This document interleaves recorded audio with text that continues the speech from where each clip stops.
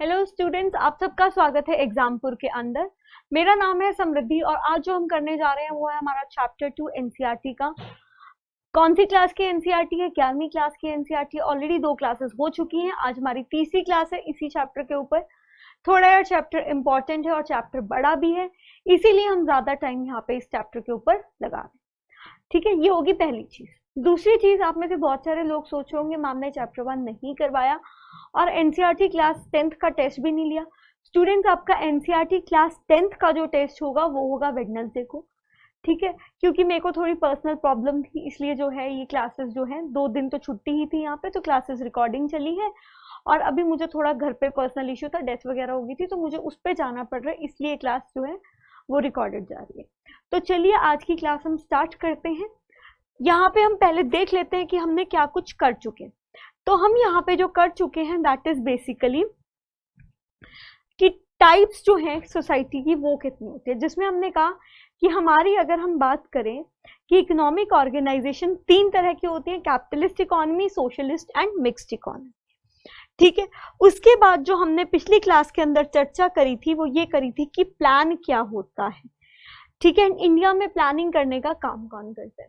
फिर हमने बात करी थी long term goals and short term goals की, जिसमें हमने कहा था लॉन्ग टर्म गोल्स क्या है, मॉडर्नाइजेशन। लॉन्ग टर्म गोल्स क्या है, सेल्फ रियलाइजेशन। लॉन्ग टर्म और गोल्स क्या है, economic growth, equity, full employment, ये हैं आपके लॉन्ग टर्म गोल। ठीक है, फिर महलनोबिस नाम के बंदे की भी बात करी थी, he was the person who was the mastermind in the economic plan. फिर उसके बाद हमने जो बात करी थी वो करी थी शॉर्ट टर्म गोल्स की, जिसमें हमने शॉर्ट टर्म गोल्स में क्या बोला था कि शॉर्ट टर्म गोल्स जो है हर प्लान के अलग अलग थे। फिर हमने जो ब्रॉड कैटेगराइजेशन करी थी वो एग्रीकल्चर की करी थी, जिसमें हम already we have done with the land reform. अब हमें जो आगे चर्चा करनी है that is about the land ceiling. Land reform किए थे, लैंड सीलिंग अभी हमें करना है। देखो, लैंड रिफॉर्म्स अलग से भी आपका जो है एक चैप्टर भी है, जब हम लोग जो है करेंगे तैयारी, मतलब कॉम्प्रिहेंसिव वे से जब हम तैयारी करेंगे लैंड रिफॉर्म अलग से भी हम करेंगे। ठीक है, लेकिन यहाँ पे आप बेस बना लीजिए ताकि उस टाइम आपको दिक्कतों का यहाँ पे सामना ना करना पड़े। तो यहाँ पे अगर हम बात करें कि इसने क्या बात करी है, तो इसने जो पहला बोला था वो था आपका लैंड रिफॉर्म्स, कि लैंड में रिफॉर्म्स लाने की जरूरत है। मतलब जो भी एग्रेरियन आपका स्ट्रक्चर है उसको क्या करने की जरूरत है, स्टेट की डायरेक्ट इंटरवेंशन में होना चाहिए। ठीक है, ये चीज उन्होंने बोली। जैसे कि मैं आपको यहाँ पे एक सिंपल सा एग्जांपल देती हूँ। ये है आपका लैंड, ये है आपका एक गांव जिसकी ये लैंड है। अब यहाँ पे गांव की लैंड जो है वो आपकी स्टूडेंट्स कुछ इस तरह से बटी हुई, मतलब बिल्कुल लेमन लैंग्वेज में आपको समझाती हूँ कि क्या है। तो अगर आपको याद हो कि आपने हिस्ट्री में पढ़ा था महलवाड़ी सिस्टम,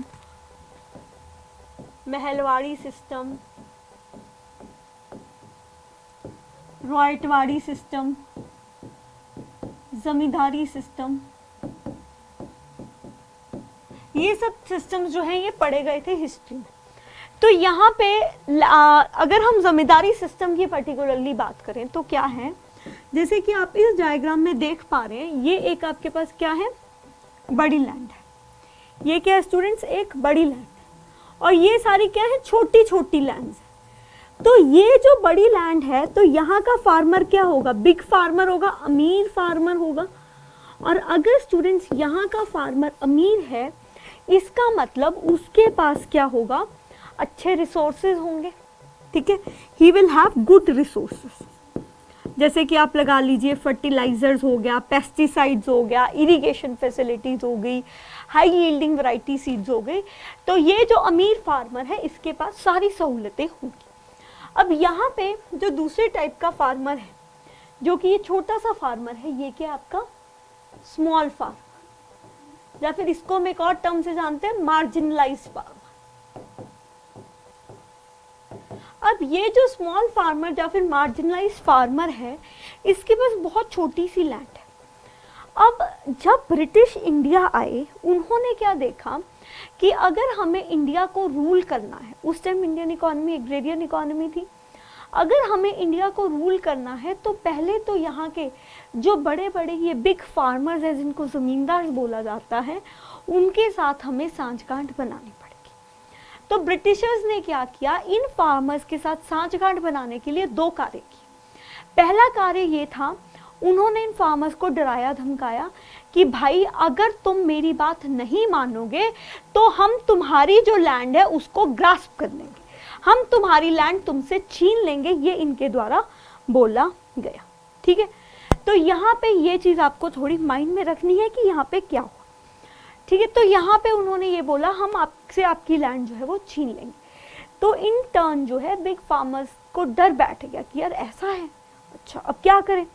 तो इन्होंने बोला हजूर जैसे आप कहोगे हम वैसे कर लेंगे, जैसे कहते होते ना मेरे आका जैसे बोलेंगे वैसे कर लेंगे। इन्होंने भी यही बोला कि मेरे आका जैसे आप बोलेंगे वैसे कर लेंगे।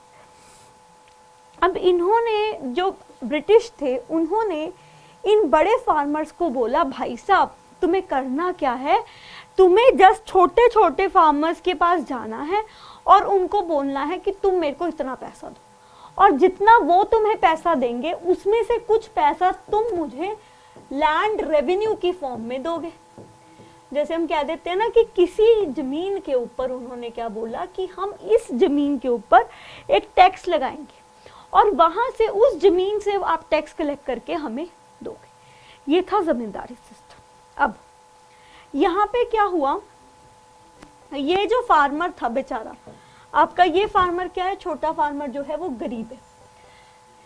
यहाँ पे अब ये फार्मर क्या करता है, उस टाइम बैंक तो हुआ नहीं करते थे, तो ये फार्मर इस बड़े फार्मर के पास जाता था लोन लेने के लिए कि भाई तू मुझे लोन दे दे, जब फसल की कटाई होगी उसके बाद मैं तुझे पैसे दे दूंगा। अब लेट अस सपोज बारिश ही नहीं आई तो क्या होगा, बारिश ही नहीं आई, उसकी फसल खराब हो जाएगी और यहाँ पे हो गई फार्मर की फसल खराब।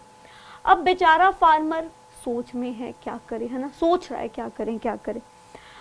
तो वो गिरवी क्या रखा हुआ है, लैंड गिरवी रखी हुई, तो लैंड अब चली जाएगी। क्यों, क्योंकि उसने लोन तो यहाँ पे देना ही है बेसिकली। तो यहाँ पे आपकी जो है लैंड चली जाएगी यहाँ पे बिग फार्मर के द्वारा, राइट। तो यहाँ पे बिग फार्मर ने जब उससे लैंड छीन ली जाएगी बिग फार्मर के द्वारा, वो बेचारा लैंडलेस हो गया। हम बोलते हैं ना लैंडलेस लेबरर्स, वो इस तरह से लैंडलेस, उसके पास जमीन ही नहीं है। अब वो क्या करे, कोई बात नहीं, जमीन नहीं है कोई दिक्कत नहीं है। अब बिग फार्मर बोलते ठीक है तेरे पास जमीन नहीं है, तू एक काम कर, तू मेरी जमीन के ऊपर एज अ टेनेंट काम कर, एज अ टेनेंट तू मेरी जमीन के ऊपर काम कर। है तो वो जमीन फार्मर की, लेकिन ये बिग फार्मर जो है उन छोटे छोटे फार्मर्स की जमीन हड़प के जो है और ज्यादा अमीर बन गया और उन्होंने और ज्यादा ब्रिटिश को टैक्स देते रहे। अब जब इंडियन नेशनल कांग्रेस जो है आपकी बनी थी 1885 में अंडर लॉर्ड डफरिन थे उस टाइम हमारे गवर्नर जनरल, जिनके द्वारा इंडियन नेशनल कांग्रेस बनाई गई थी। अब जब इंडियन नेशनल कांग्रेस का गठन हुआ, उन्होंने इस प्रॉब्लम को समझा कि यार ये प्रॉब्लम है, तो उन्होंने फार्मर से प्रॉमिस किया कि हम जो है आपको आपकी लैंड वापस दिलाएंगे, हम आपकी लैंड के लिए यहाँ पे लड़ेंगे। और उन्होंने इस चीज को नाम क्या दिया, उन्होंने इस चीज को नाम दिया लैंड रिफॉर्म्स, कि हम आपके लिए जो है लैंड रिफॉर्म्स लेकर आएंगे, राइट। अब यहाँ पे हुआ क्या, उसके बाद यहाँ पे बहुत सारे प्रजामंडल कमीशंस भी बने, प्रजामंडल कमीशंस भी बने, जिन्होंने भी ये बोला कि हाँ जी हम लैंड रिफॉर्म्स फार्मर के लिए लेके आएंगे। हर साल इलेक्शन में जो है फार्मर्स को धोखा दिया जाता है, कोई लैंड रिफॉर्म अभी तक करे नहीं गई है। So this is the first thing which you need to remember. I hope यहां तक कुछ कुछ चीजें दिमाग में गई होंगी। अब हम दूसरी चीज चलते हैं कि यहाँ पे क्या हुई, ठीक है। एक तो लैंड रिफॉर्म्स आ गए, ठीक है। तो लैंड रिफॉर्म्स का मतलब क्या हुआ कि जो लैंड है ना उसमें हमें क्या लेके आनी है, इक्विटी लेके आनी है। उन्होंने क्या बोला कि जो टेनेंट्स आज काम कर रहे हैं लेकिन वो किसी जमाने में उनकी लैंड्स हुआ करती थी, हम उन टेनेंट्स को उनकी लैंड्स यहाँ पे वापस कराएंगे। बट यार promises are meant to be broken, तो वो तोड़े गए, ठीक है। अब आप देखो सरकार ने उल्लू कैसे बनाया। जब आपका 47 में इंडिया आज़ाद हुआ, तब उन्होंने कहा हम लैंड रिफॉर्म्स लेकिन अगर वो लैंड रिफॉर्म्स लेके आते हैं, हमारे पास है आर्टिकल 14, आर्टिकल 19, आर्टिकल 21 और आर्टिकल 31। 1949 में जब कॉन्स्टिट्यूशन बन गया, हमारे पास ये आर्टिकल्स थे, आर्टिकल 14, आर्टिकल 19, आर्टिकल 21 और आर्टिकल 31। अगर नहीं पता, घर पे जाके इसके बारे में थोड़ा सा स्टडी कर लेना। आर्टिकल 14 में क्या था, आर्टिकल 19 में क्या था एंड आर्टिकल 31 में क्या था। तो आर्टिकल 19 में मैं थोड़ा सा आपको यहाँ पे बता दूंगी कि आर्टिकल 19 में क्या था। तो आर्टिकल 19 के बाद अगर हम करें तो आर्टिकल 19 क्या बोलता है, कुछ राइट्स जो हैं वो लोगों की प्रिवेंट करती है। कुछ राइट्स में कौन कौन सी राइट्स आ जाती हैं, कुछ राइट्स में आती हैं आपकी freedom to speech and expression, freedom to assemble peacefully, freedom to form associations, freedom to move freely throughout the country, freedom to reside and settle in any part of the country and freedom to profess any, you can say कोई भी आप occupation कर सकते हो। Article 14 जो है वो क्या कहता है, इक्वालिटी बिफोर लॉ, हर कोई लॉ के जो है बराबर है। वो कहते हैं जब सब इक्वल हैं तो तुम हमसे लैंड कैसे छीन सकते हो, ठीक है। फिर आता है आपका आर्टिकल 21। जो आर्टिकल 21 है स्टूडेंट्स, वो क्या डील करता है, आर्टिकल 21 डील करता है कि कोई भी right to life and personal liberty, ठीक है, किसी भी पर्सन की आप उससे आपकी उसकी जिंदगी और पर्सनल लिबर्टी से रिलेटेड राइट है। और आर्टिकल 31 क्या है, article 31 is right to property, जो कि आज की डेट में अबॉलिश कर दिया गया। उनको पता था कि अगर वो लैंड रिफॉर्म्स लेके आते तो ये सारे जो कानून हैं, मतलब ये सारे जो आर्टिकल्स हैं जो कि आपके पार्ट 3 ऑफ द कॉन्स्टिट्यूशन में लाई करते हैं, एंड जो पार्ट 3 ऑफ द कॉन्स्टिट्यूशन है वो है फंडामेंटल राइट्स। प्रवीण सर ने आपको पढ़ाया होगा कि फंडामेंटल राइट्स में अगर आपका वायलेशन होता है तो आप डायरेक्टली सुप्रीम कोर्ट या फिर हाई कोर्ट का दरवाजा खड़खड़ा सकते हैं under article 32, that is right to seek redressal. तो यहाँ पे यही इनके द्वारा बोला गया कि भाई हम ये करेंगे तो ये सारे आर्टिकल्स हमारे ऊपर लागू हो जाएंगे, हमें कानून रद्द करने नहीं देंगे। देखो लैंड क्या होती है, कहते हैं ना जो जमीन है वो इंसान की क्या है, इज्जत है। तो आप इंसान की इज्जत के साथ ही यार खेल रहे हो, वो करने थोड़ी देगा, बच्चे की तरह पाला है उसने उसको। और वैसे भी आप सीधी सी बात लगाओ, आपसे कोई जमीन छीनने आप दे दोगे, कोई नहीं देगा, मारपीट करने पे उतर आओगे। उसके बाद सरकार ने क्या किया, आर्टिकल 31A ऐड किया। आर्टिकल 31A में उन्होंने क्या बोला स्टूडेंट्स, आर्टिकल 31A की मैं आपको डेफिनेशन बता देती हूँ कि इसकी सरकारी डेफिनेशन क्या है ना, as per the constitution definition क्या है। तो जो आपका आर्टिकल 31A है, हाँ जी सुनना आप ध्यान से, फिर उसके बाद हम इसके ऊपर चर्चा करेंगे। तो आर्टिकल 31A इन्होंने किया कि अगर सरकार कुछ ऐसा लैंड रिफॉर्म्स लेके आती है तो वो जो है कॉन्स्टिट्यूशन का दरवाजा खड़का नहीं सकते अंडर आर्टिकल 31। लेकिन वो कहाँ हटने वाले थे, बाकी आर्टिकल्स के अंदर खड़का दिए दरवाजे। अरे भाई लॉयर्स तो उनके पास भी हैं, है ना, ऐसा तो है नहीं उनके पास लॉयर नहीं है। बताओ, मैंने आर्टिकल 31 खोला, ये कुछ और ही खोल के बैठ गया मेरे को।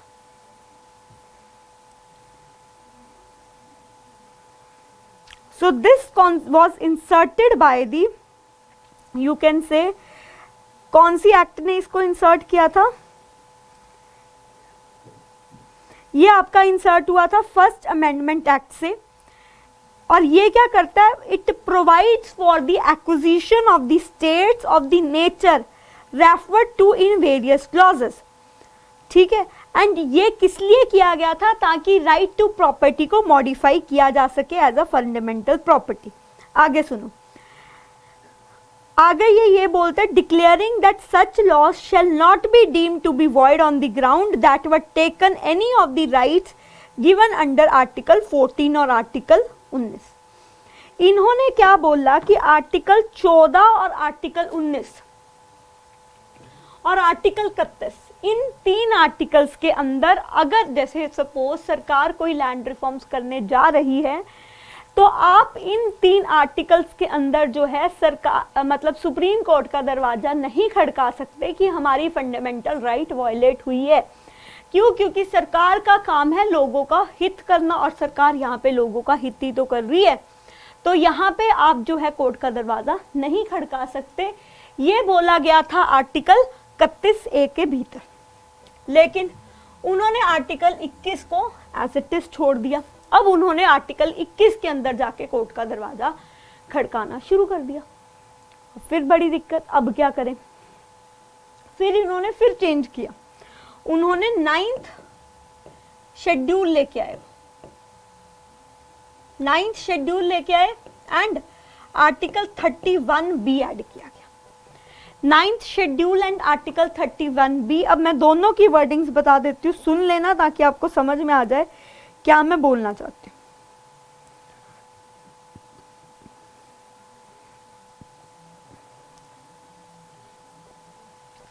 पहले हम बात करेंगे आर्टिकल 31B की, विच वॉज बॉट इन 1949।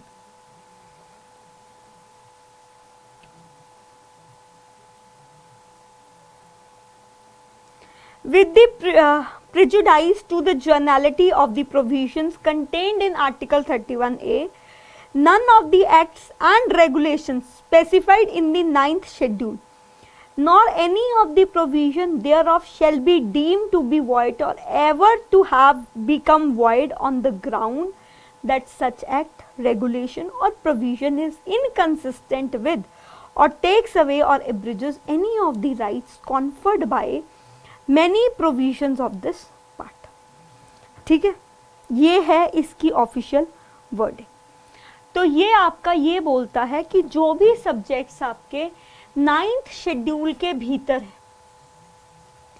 जो भी सब्जेक्ट्स आपके 9th शेड्यूल के भीतर हैं, अगर आप उनमें कोई भी चेंज करती है सरकार, वो भी लोगों की भलाई के लिए, तो आप यहाँ पे कोई भी इसके ऊपर फंडामेंटल राइट का वायलेशन लेके कोर्ट का दरवाजा नहीं खड़का सकते कि भाई हमारे साथ गलत होता। Article 31B was a very good article यार, जिसने सीधा बोल दिया था कि आप जो है कोर्ट का दरवाजा नहीं खड़का सकते अगर सरकार आपके लिए कुछ अच्छा कर रही है तो।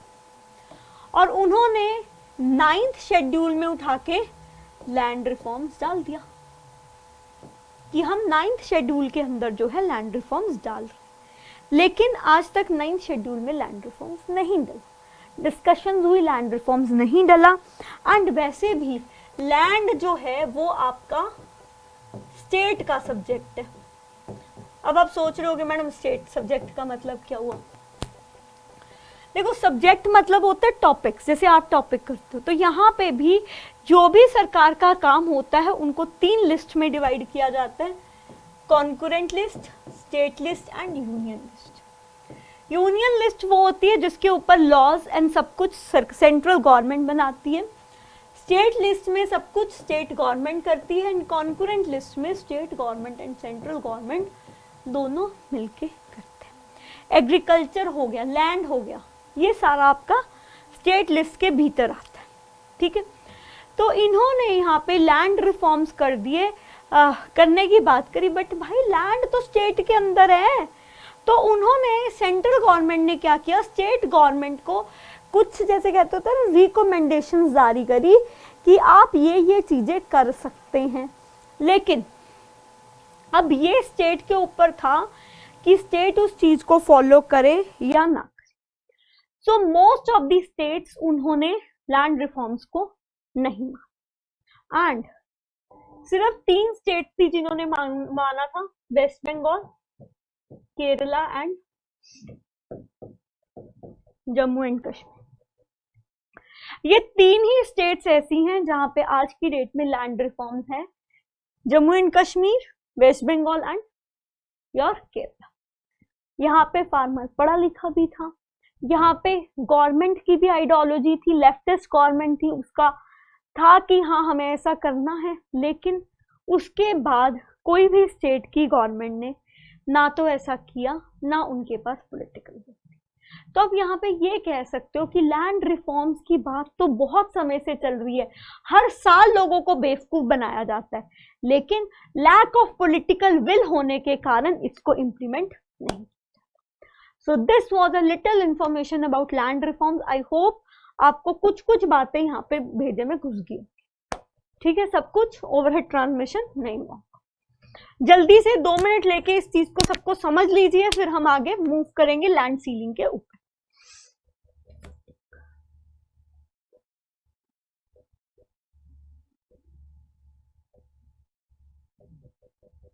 देखो यार, +1 की ना जो एनसीईआरटी है वो मोस्ट इंपॉर्टेंट।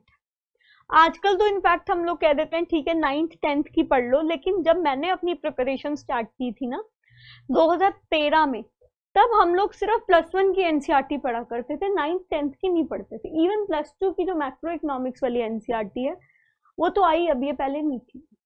तो इसीलिए सबसे ज्यादा टाइम हमें इसी एनसीईआरटी के ऊपर लगेगा। तो ये मत सोचना यार मैम इतना टाइम लगाई जा रही है, यार चीजें समझने से मतलब है, टाइम चाहे 10 दिन लग जाए हमें एक ही चैप्टर करने में, बट समझ तो आए, क्योंकि यहाँ पे एक एक कंसेप्ट इंपॉर्टेंट है, हम एक एक कंसेप्ट को यहाँ से पढ़ेंगे।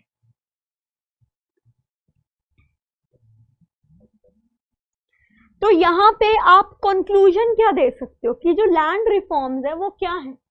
लैंड रिफॉर्म्स आपके चेंजेस हैं जो कि लाए गए एग्रेरियन सेक्टर के अंदर लाने की बात करी गई, और इसमें जो डायरेक्ट इंटरवेंशन है वो किसका होगा? स्टेट का होगा। और इससे क्या सरकार ने कहा कि अगर हम ऐसा करते हैं तो एफिशिएंसी भी इंप्रूव होगी और प्रोडक्टिविटी भी बढ़ेगी। कैसे बढ़ेगी इसके ऊपर चर्चा करते हैं। ठीक है, पहली पॉइंट तो क्लियर है ना कि इसमें स्टेट गवर्नमेंट का रोल होना जरूरी है, बिल्कुल जी जरूरी है, क्योंकि लैंड जो एग्रीकल्चर जो है वो आपका लैंड और एग्रीकल्चर स्टेट सब्जेक्ट है। अब दूसरा इन्होंने कहा एफिशिएंसी एंड प्रोडक्टिविटी भी बढ़ेगी। कैसे बढ़ेगी उसको देखो।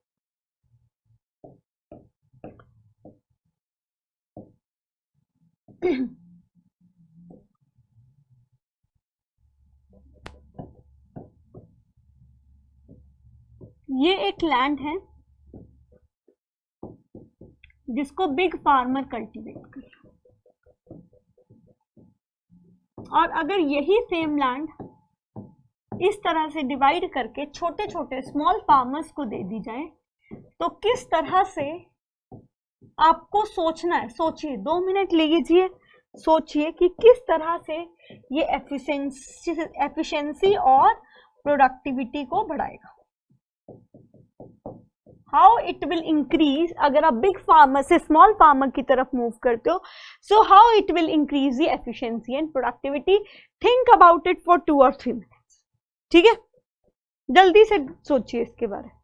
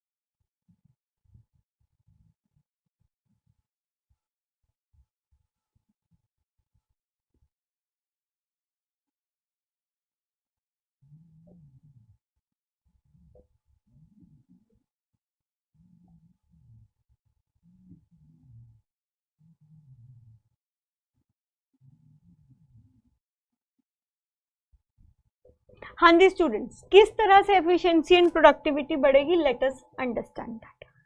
ये 1-2 मिनट और लेने, चलो ले लो 1-2 मिनट, फिर ताकि जब मतलब मैं समझाऊं तो आपको समझ में आना चाहिए कि क्या बोल रही है। ठीक है, तो टेक योर टाइम।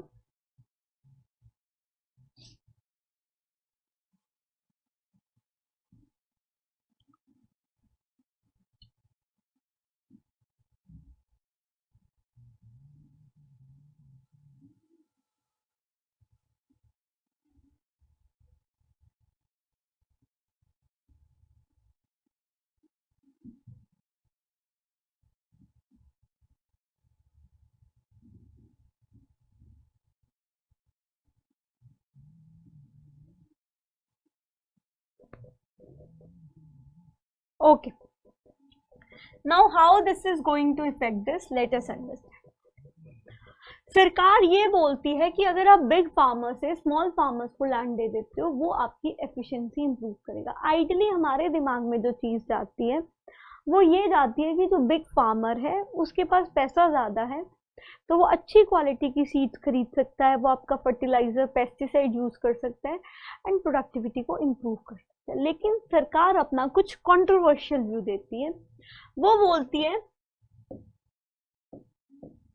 कि जब आप रेंट की प्रॉपर्टी में रहते हो तो क्या होता है, आप उस चीज को अच्छे से नहीं रखते, लेकिन अगर वही आपका घर है तो आप उस चीज को ज्यादा बेहतर तरीके से रखते हो। सो ये सरकार के द्वारा पहला जो है यहाँ पे दिया जाता है काउंटर पॉइंट कि यार जब आप रेंट पे रहते हो, जब तब नहीं रखते तब आप यहाँ पे कैसे रहोगे। सीधी सी बात है, अगर आपका खुद का इंस्टीट्यूट है तो आप 12-12 घंटे का मैराथन भी लेते हो, लेकिन जब खुद का इंस्टीट्यूट नहीं है तो मेरे जैसा टीचर हो सकता है 6 घंटे का मैराथन ले, है ना। तो ये फर्क थोड़ा सा रहता है। एंड मोर ओवर जिस इंसान ने बिल्कुल स्क्रैच से शुरू किया उसको ये होता है मुझे और बेहतर करना है, मुझे वर्ल्ड में अपना नाम कमा, राइट। सो यहाँ पे ये फार्मर्स है, इनका यहाँ पे कोई नाम नहीं बनेगा तो ये क्यों ज्यादा काम करें।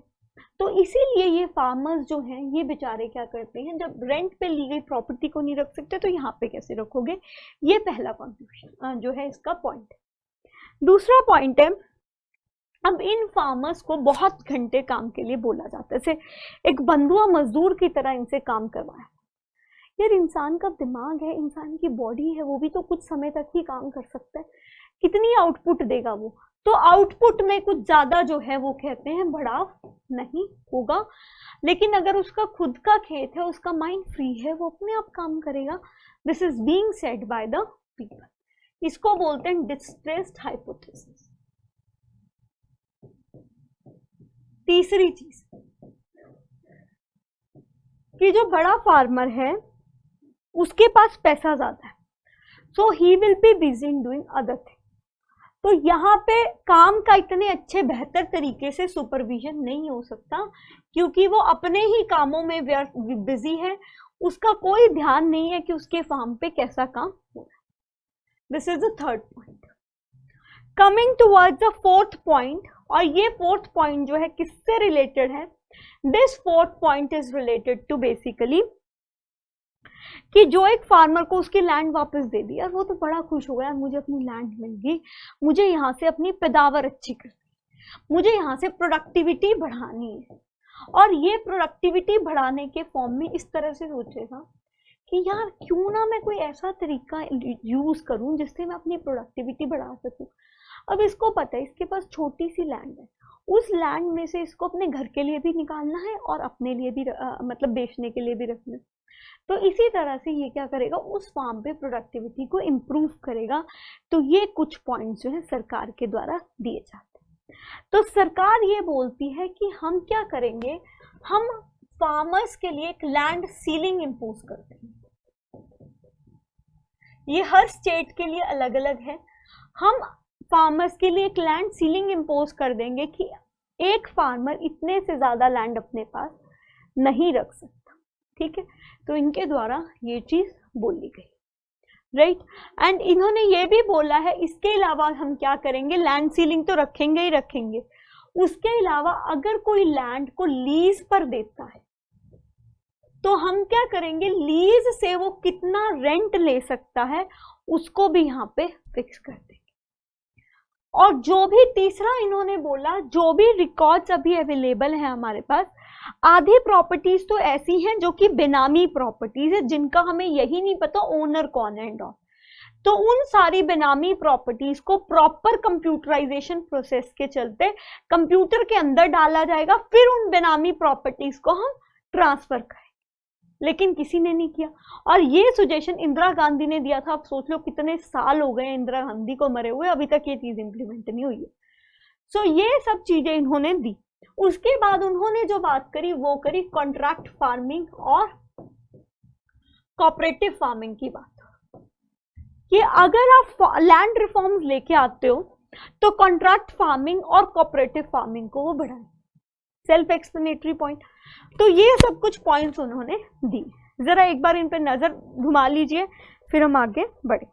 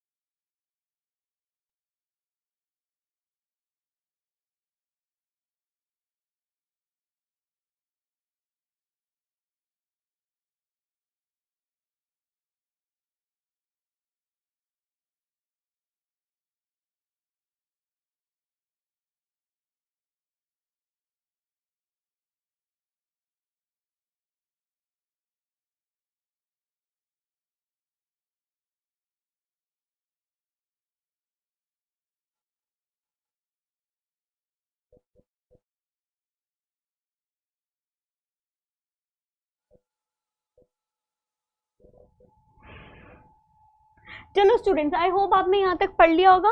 अब हम चलते हैं आगे।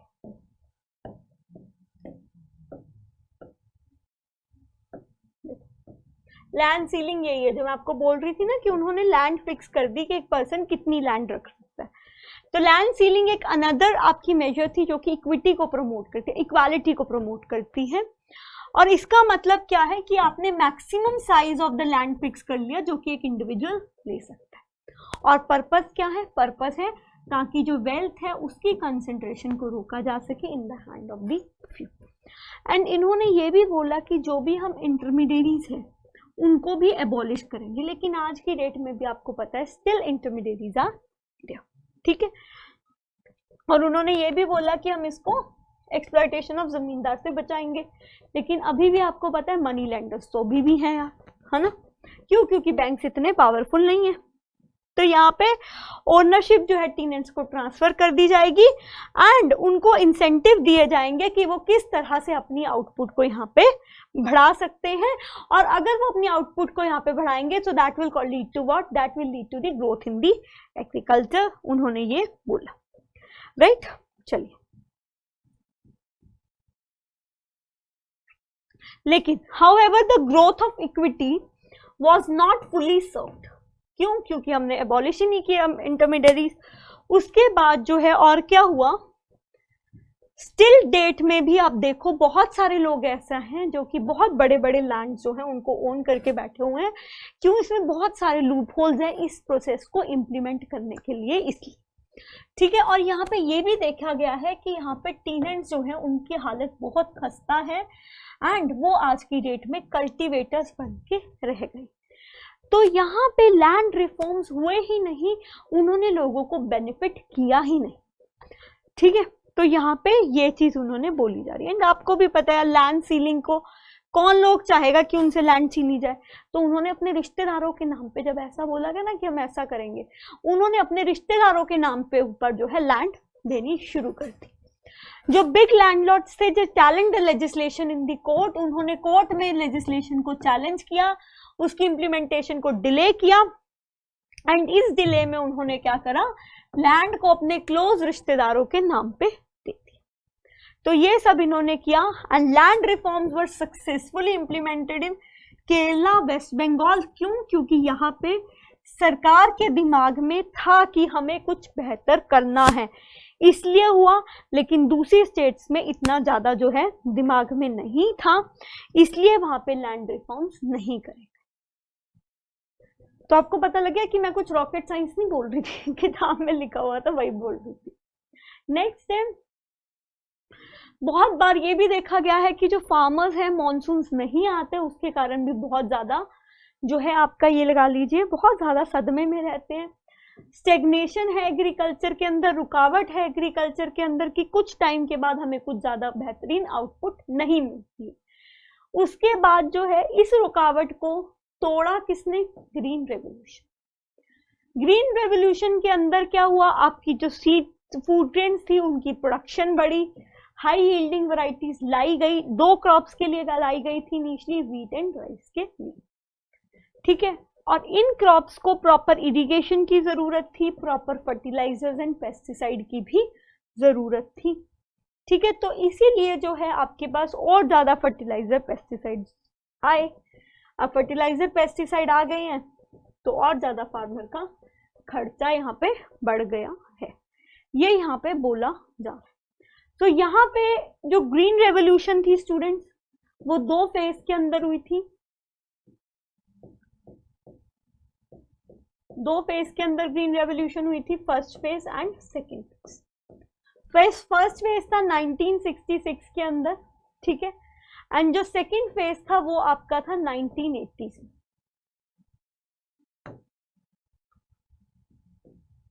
एंड यहाँ पे जो ग्रीन रेवोल्यूशन थी इसने उन्हीं स्टेट्स को ज्यादा जो है यहाँ पे बेनिफिट किया, जैसे कि आप लगा लीजिए पंजाब, आंध्र प्रदेश एंड तमिलनाडु, ठीक है। तो यहाँ पे फर्स्ट फेज में 3 स्टेट्स जो है वो काफी बेनिफिशियल रही, पंजाब, आंध्र प्रदेश एंड तमिलनाडु। उसके बाद आप ये लगा लीजिए कि फर्स्ट फेज में वो किसके लिए लेके आए थे, व्हीट के लिए हाई यील्डिंग वैरायटी सीड लेके, एंड सेकेंड फेज में वो राइस के लिए हाई यील्डिंग वैरायटी सीड लेके आए थे। तो पहले फेज में किसको बेनिफिट हुआ होगा, जो कि व्हीट उगाते हैं, और दूसरे फेज में उनको बेनिफिट हुआ जो कि व्हीट और राइस दोनों उगाते, right. So in the second phase, as you can see over here, in the second phase of green revolution, the high yielding variety spread to a larger number of states and more variety of crops. And यहाँ पे हमने India को self sufficient बना लिया food grains में, ताकि हमें किसी और देश के ऊपर फूड ग्रेन्स के लिए निर्भर ना करना पड़े। क्योंकि थर्ड 5 ईयर प्लान के भीतर क्या हुआ था, हम लोगों की स्थिति ऐसी हो गई थी कि हमें बाहर से फूड ग्रेन्स इंपोर्ट करने पड़े थे। हमने कहाँ से इंपोर्ट किए थे फूड ग्रेन, अमेरिका से फूड वो करा था, इंपोर्ट किया था। अब यार आप खुद सोचो, पहले ही कच्चा तेल और गोल्ड पे हमारे इतने पैसे लग जाते हैं, फूड ग्रेन्स भी बाहर से इंपोर्ट करने पड़े तो कितना इंपोर्ट मिल जाएगा, ठीक है ना, वो चीज। तो यहाँ पे ग्रोथ इन एग्रीकल्चर बहुत ज्यादा जरूरी है, लेकिन सिर्फ इनफ नहीं है, ठीक है। तो यहाँ पे अगेन अब क्या हुआ, लेट्स सी दैट।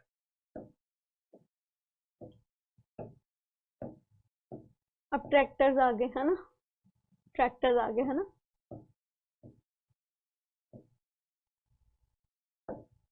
अब यहाँ पे फार्मर्स क्या करते हैं, जैसे कुछ तो वो खुद खा लेते हैं, कुछ वो बेच देते हैं। जितना वो बेच देते हैं उसको बोलते हैं मार्केटेड सरप्लस। और अगर किसी के पास जमीन ज्यादा है, वहां से ज्यादा फसल उगेगी, वो ज्यादा बेच देगा, right. So this is being written over here.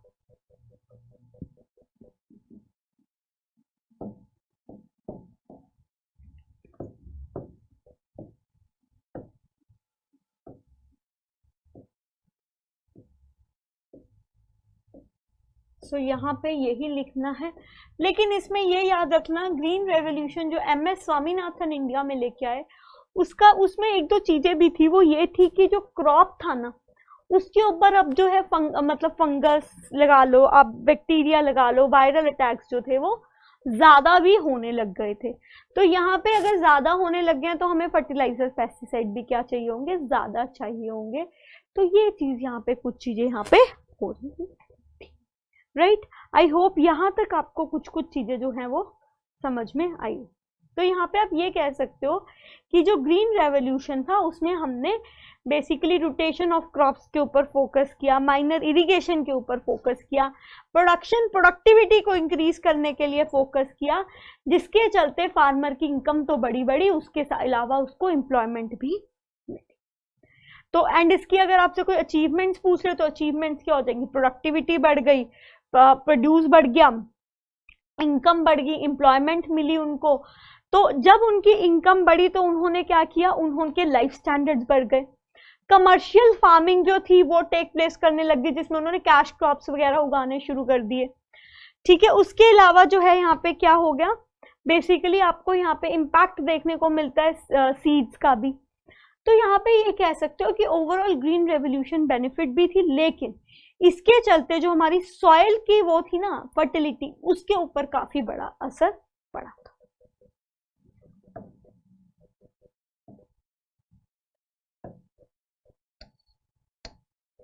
ठीक है, एंड सरकार को यहाँ पे क्या देना पड़ा था, सब्सिडीज देनी पड़ी थी, क्योंकि फर्टिलाइजर हो गया, हाई यील्डिंग वैरायटी सीड्स हो गई, इन सबको किसान खुद से अफोर्ड नहीं कर सकते थे, इनकी वैल्यू बहुत ज्यादा थी, तो इसके लिए इनको यहाँ पे क्या देनी पड़ी थी, सब्सिडीज देनी पड़ी थी। एंड इसी के चलते क्या हुआ है, जो हमारी लैंड है उसका जो वो कह सकते हो फर्टिलिटी है वो घट गई है, और आज की डेट में बहुत सारी लैंड ऐसी है जिसको बहुत एक्सेसिव फर्टिलाइजर्स एंड पेस्टिसाइड्स का यूज किया जा रहा है, जिसका प्रभाव इंसानी हालत मतलब हेल्थ पे भी पड़ा है।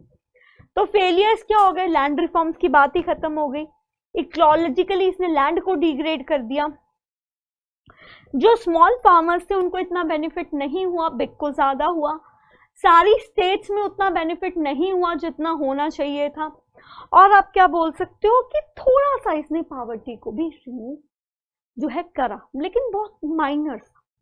ठीक है, so in this class what we have read about, let us see that. आज की क्लास में हमने एग्रीकल्चर कंप्लीट किया है, जिसमें हमने लैंड रिफॉर्म्स देखे, लैंड सीलिंग देखी, we talked about what is green revolution, what are the benefits, what are the disadvantages या फिर फेलियर्स ऑफ ग्रीन।